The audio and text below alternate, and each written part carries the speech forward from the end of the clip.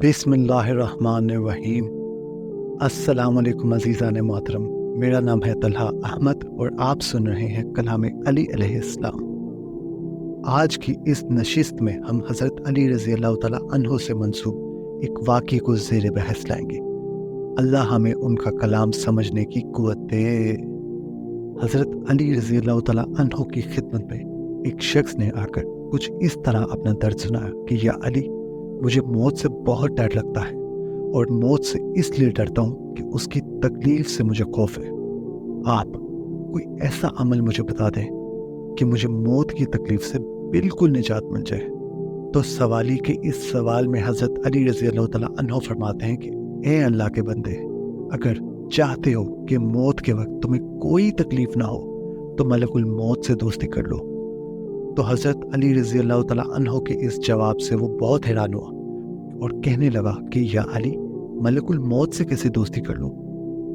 تو سوالی کے اس بار کے سوال پر حضرت علی رضی اللہ تعالیٰ عنہ فرماتے ہیں کہ میں نے اللہ کے رسول صلی اللہ علیہ وآلہ وسلم سے سنا کہ جو انسان کسی بھی انسان کو تکلیف نہیں دیتا تو ملک الموت اس انسان کو دوست رکھتا ہے اور اللہ سے وعدہ کرتا ہے کہ اے اللہ، جب بھی اس انسان کا آخری وقت ہوگا تو جس طرح یہ زندگی میں انسانوں کا خیال رکھتا رہا، اپنے وجود سے ہر انسان سے نرمی کرتا رہا، تو ویسے ہی موت کے وقت میں اسے تکلیف نہیں دوں گا اور نرمی اور سکون کے ساتھ اس کی روح قبض کروں گا۔ اے اللہ کے بندے، یاد رکھنا، تم اپنے وجود سے کسی بھی مخلوق کو تکلیف نہ دو، اللہ موت کے وقت تمہیں بھی موت کی تکلیف نہیں دے گا۔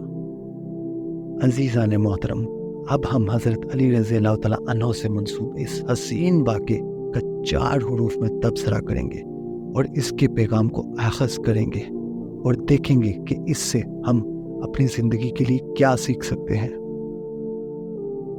بندہ خدا، یہی دین کا خلاصہ ہے۔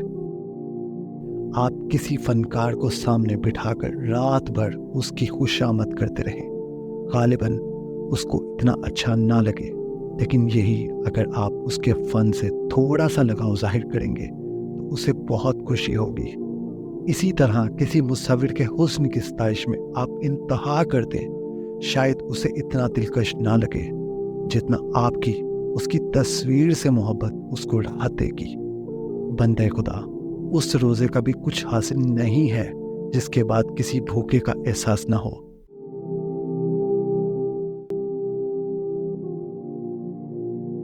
اس نماز سے ہمیں کچھ نہیں ملے گا اگر اس سے ہم عاجزی نہیں سیکھیں گے۔ خالق نے دین کے ہر رکن، ہر عمل کی بنیاد کو مخلوق کے احساس سے جوڑا۔ حضرت علی رضی اللہ تعالیٰ عنہ فرماتے ہیں کہ جب میں دسترخوان پر 2 قسم کے کھانے دیکھتا ہوں، اداس ہو جاتا ہوں کہ آج پھر کسی کا حق مارا گیا۔ آخر اللہ نے جن کو دین دے کر بھیجا وہ تو اس بڑھیا کی بھی عیادت کو چل دیے جو آپ علیہ السلام پر علائشیں پھینکتی تھی، اور طائف کے ان ظالموں کے لیے بھی نرم گوشہ رکھا جنہوں نے آقا علیہ السلام کو گھائل کر دیا، اور ہم نے جن سے دین سیکھا ہے وہ تو اپنے قاتل کو بھی شربت پلا کر بھیجتے ہیں۔ بندہ خدا، مجھے خیال رکھنا ہے کہ میری جس زبان سے اللہ کی حمد ہوتی ہے اس زبان سے اللہ کے کسی بندے کی دل شکنی نہ ہو۔ مجھے بھرپور آس ہے عزیزان محترم کہ جس طرح میں نے اس خوبصورت کلام سے اللہ کی مخلوق کی محبت کو سیکھا ہے، یقیناً آپ کو بھی یہی حاصل ملا ہوگا، اور مجھے یقین کامل ہے کہ جس طرح میں اس خوبصورت کلام سے لطف اندوز ہوا ہوں، یقیناً آپ کو بھی چین آیا ہوگا۔ اللہ ہمیں اپنے ہر حکم کی تعمیل کرنے کی توفیق دے۔